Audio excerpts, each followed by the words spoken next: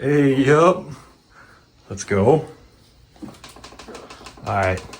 Leg day today for us, but we are short on food. You know what I'm eating right now? I'm gonna have some rice cakes, some freaking honey. Honey and rice cakes is what I got. Beef jerky and tortilla for dinner. Definitely getting some food after the lift because there's just not enough here, man. I got like shit everywhere. I mean, this is kind of the end of what the end of like just school looks like. I mean, I'm packing up, whatever. Main thing is that we're gonna hit some legs. We got a leg day today, and the last time I hit legs, dude, it was a good ass leg day. I mean, I did a bit of more of a different kind of lift. I did every other, so I just started with hamstrings, and I went to leg extension, and then I went to back and forth, and then I did a squat, and then an SLDL. Dude, I was squatting 315, not for a lot, but the fact that I'm like depleted and I'm squatting that much makes me happy. So I'm definitely going to do that. I mean, I don't know if it's going to be squat, but hack squat. I mean, we're going to the P-Fit. Shit. I've been having a little bit of an ankle thing, but I feel pretty good today. So this should be a good ass leg day. Nothing holding me back. We'll see what else we got to yap about. But let's just get going, bro. Cut's going well. Woo! There we go. All right, today, legs on the cut specifically. How to train legs on the cut. So, first things I think of, I mean, typically you're going to, it's just, training legs in general. It's going to be overall systemically fatiguing beyond any other lift. That's just kind of the facts if you have a full leg day. Now, if you have a separate hamstring day and a quad day, or you kind of do it differently, it could be different for you. But for the majority of people that just do a leg day, if you do it properly, it's painful, not just on your legs, excuse me, but you got to exert force throughout your whole body, and your nervous system has to be able to handle that. There's a reason like leg day is made fun of, because it's tough, it's painful. And that's why I believe carving up is super important, okay, especially on the cut. Definitely getting carbs in for every lift is a good idea. So if you don't know, carbs are going to be your first source of energy, especially when expending a lot of it, like legs, which is why on leg day, even when I'm massing, I consume a little bit of extra carbs. Now, you have to be smart when you're cutting, because if you have too much, you do not want to blow your deficit. That's the whole point of cutting, to trim down on the body fat. But you definitely need to train legs while you're cutting. You don't want to lose any muscle mass, at least any significant muscle mass. Having good carbs. And what are good carbs? Just a general question, What do you think? First thing that comes to my mind, the classic rice, and that could be any kind of rice, whether it's Mexican, white, brown, potatoes, pasta. These are kind of slower digesting carbs, still carbs nonetheless, but they're going to be more filling, and they're going to be packed with carbohydrates, complex carbohydrates, and then there's going to be more simple carbohydrates. That's kind of what you're going to be like finding like candy. So if you have like gummy bears, there's going to be processed sugar, instant carbs, instant sugar. That's why powerlifters kind of have bags of candy. If you ever see a powerlifting sort of person at a gym, often they have some sort of quick candy with them so they can just eat something tasty, and that's energy because they're exerting so much force. Powerlifting's cool, but I definitely would not be that good at it. But yeah, that doesn't mean you should just go out and eat candy. Of course you can get away with it, but there's other things that are going to be better, like honey. Honey is super good for you. That's raw honey is one of the most simple sugars out there. I had some honey just before I left. That's going to help. It's not going to take a long time to digest. It's going to be quick energy immediately, almost immediately. And as far as the anabolic window goes, it's more actually important for carbs than protein. You're not going to lose all your gains because you don't get either immediately after your lift. But refueling is very important before or after your lift, excuse me. So that'll actually determine how good the next day's lift will be, because you're going to, it's besides the simple sugars, more complex carbs are going to be from the day before or the night before at least. So if you have a good lift and you immediately chicken and potatoes or something, steak and potatoes, the next day you're going to be better off than if you were to have waited 2 hours and then eat that. I don't know, it's a little bit of a fun fact if you didn't know that. But man, yeah, that's just a little bit of a meatheadery kind of fun fact there. I don't know if you know that. For fucking legs today, I foresee a lot of almost every leg day is going to have some sort of hamstring lying or seated, and then some leg extensions. That's almost a given. But I'm definitely thinking about doing, a hip hinge movement as well, and a pushing movement for quads. All this is very important for training, including all this. It's good. It's how you do it. And as far as cut being in a deficit, it is more important, at least in my eyes, to do. So the pump is going to suffer no matter what if you're in a deficit. That's just because there's not enough carbs to really fulfill a long-term good pump. Like I said previously, it's more about what you feel while you're doing it. I get really pumped while working out, but then the pump kind of fades almost immediately within a couple minutes. It's kind of how it is, at least for me. Whether compared to when I'm fully bulking up and carved up, the pump could last almost an hour or two. That's if it's a super good pump. But you want to make sure the movement you do either way is super good. So there's a cop there. I was kind of worried I was speeding. Religious to start on this thing. And I have a good question. Is it better? So I like to start with the muscle group that I want to grow the most first, at least, right? So for my chest and arm day, I like to start with chest to grow it the most, and then in preceding order. So then tries, and then buys. But with quads, it's so hard that when I'm done with quads, I almost have to half-ass everything after that. So by training quads last, I don't have that problem. But then I don't get to train them first. I don't know. What do you guys think? I don't know what you guys think about that, or what you would do. But I'd like to know.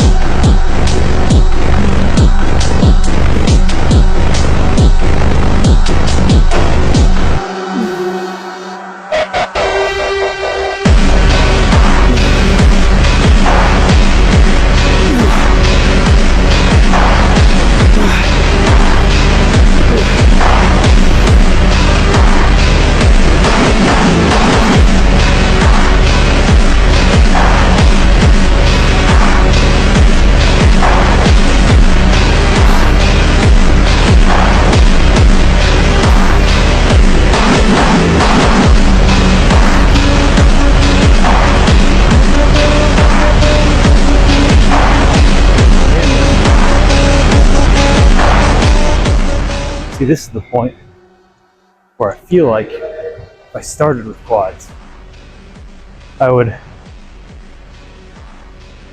and then I would be too fatigued to do anything else as productively. But since I don't, I mean, I've done both ways. And this is kind of just what I fall into. And for the cut, probably not as important because I'm not growing, but I still want to have big quads, right? So kind of a conundrum, but either way, you train really hard as you can. So let's give it everything I got, right?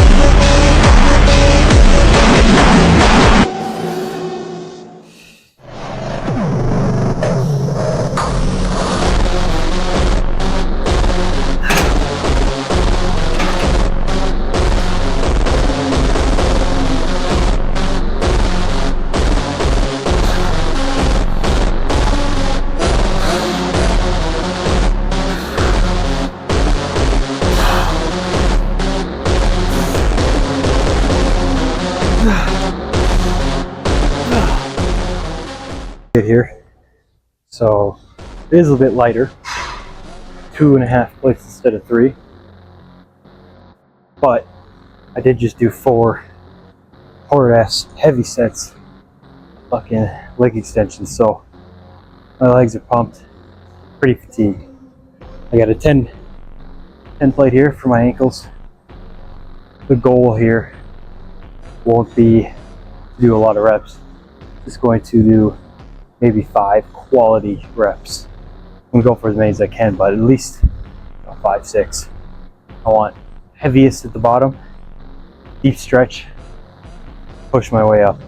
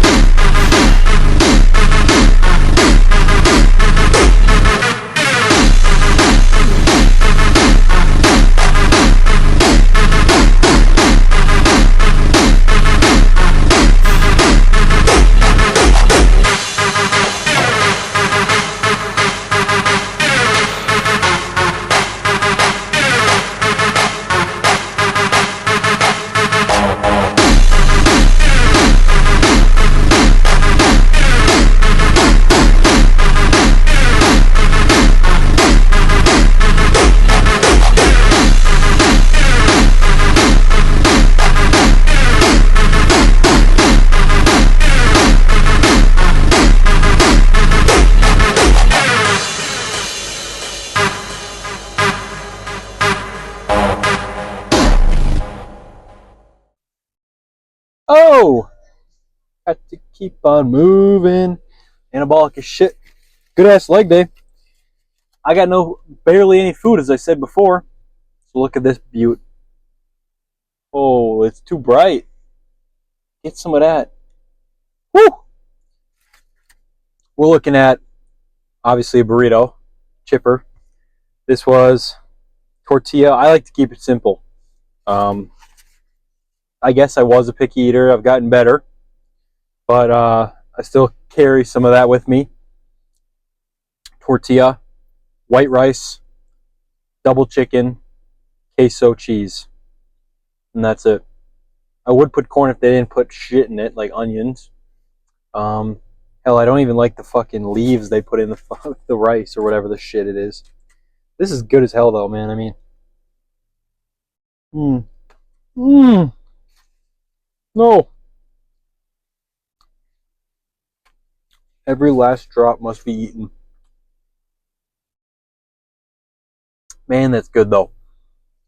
We're looking at, they have a really nice calculator online, so I can get the exact macros. They kind of gypped me a little bit. I feel like they could have gave me more chicken, not gonna lie. But when do they not give you enough chicken, right? It's chipper. So it's about 44 grams of fat, 87 protein, and 95 carbs. Not too bad. It's about 1,100 calories. I got something in my tooth. But anyway, pretty good meal, especially since I haven't had really any protein today except for I had like a granola bar with 12 grams of protein.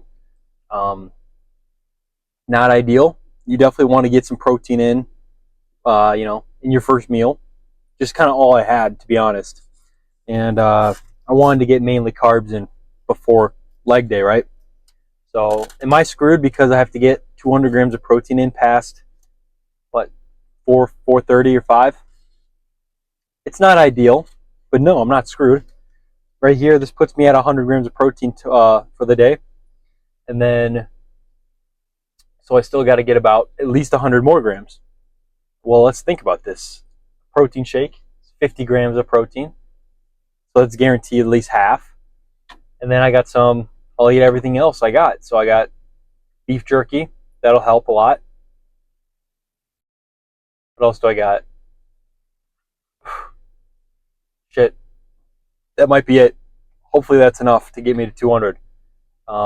If I don't get there, it's all right. Protein, you have a goal for a reason. You want to get that goal. But it's not the end of the world if you don't for one day. Obviously don't do that every day. But I'm going to finish this. Guess there's not too much more to yap about, but if there is, I'll say something. So, good lift. Hella fatiguing. I don't even know if that's a word, but I did a lot of leg extensions was the main quad thing. Damn, it felt real heavy on those hack squats. That felt way too heavy, but that's fine. That's kind of what you expect on the cut. Legs look alright. We're getting trimmer, so day by day, minute by minute, hour by hour. Hell yeah.